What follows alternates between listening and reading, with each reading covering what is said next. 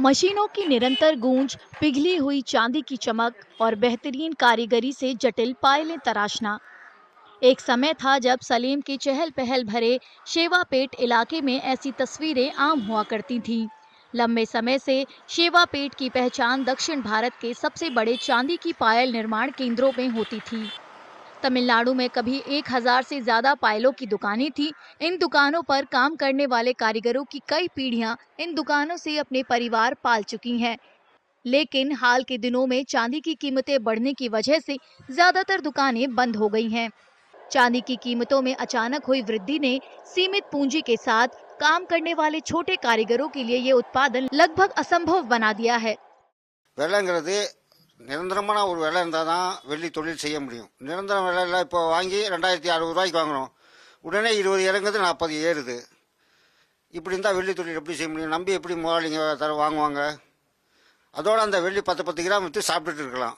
ஒரு வேளை அங்கே போட்டுட்டு கடனுக்கும் அவங்களும் கடன் தர மாட்டேங்கிறானுங்க. அங்கே வாங்கிட்டு போகிறவங்க ஊர்லலாம் என்ன பண்ணாங்க, அன்னைக்கு என்ன ரேட் இருந்தது, 70,000 ரூபா, அந்த 70,000 தான் தர முடியுங்கிறாங்க. அப்படி இருக்கும்போது எப்படி தொழில் செய்ய முடியும்? कारीगरों का कहना है कि बढ़ती लागत के कारण काम काफी कम हो गया है। இப்போ நல்லா 10 கிலோ 20 கிலோ 50 கிலோ எங்கள் முதலாளிங்களாம் 50 கிலோ முன்னாடி வாங்கிட்டு இருந்தாங்க ஆர்டர். இப்போ 2 கிலோ வாங்குறது பெரிய சிரமம். 2 கிலோ ஆர்டரே வரதில்லை. 2 கிலோ ஆர்டர்னால இப்போ கிட்டத்தட்ட போட்டிங்கன்னா வச்சுக்கலாம் 6 லட்ச ரூபா அதுக்கு இன்வெஸ்ட்மெண்ட். ஒரு கொலுசு செய்யணும்னா குறைஞ்சது 13 நபர்கள் சம்மந்தப்பட்டது தான்.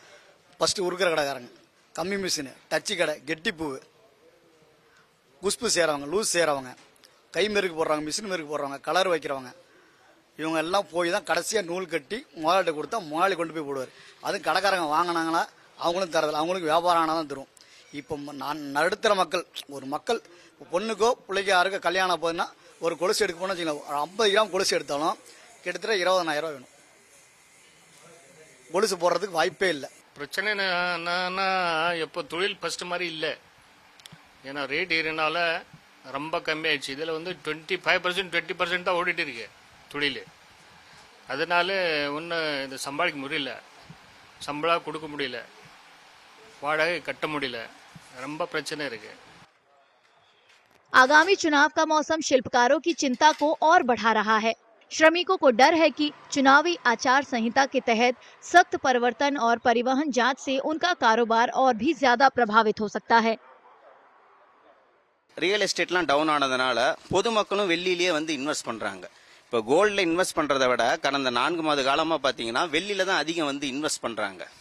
இப்போ வெள்ளியில இன்வெஸ்ட் பண்ண என்னன்னா இப்போ பொதுமக்கள் வெள்ளியிலே இன்வெஸ்ட் பண்றதுனால வியாபாரிகள்கிட்ட இப்போ வெள்ளி இருக்கிறது இல்லை.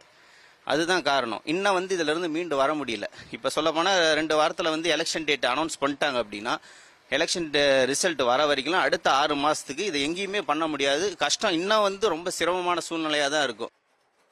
आय में भारी गिरावट के कारण बड़ी संख्या में चांदी के कामगारों ने ये पेशा छोड़ दिया है।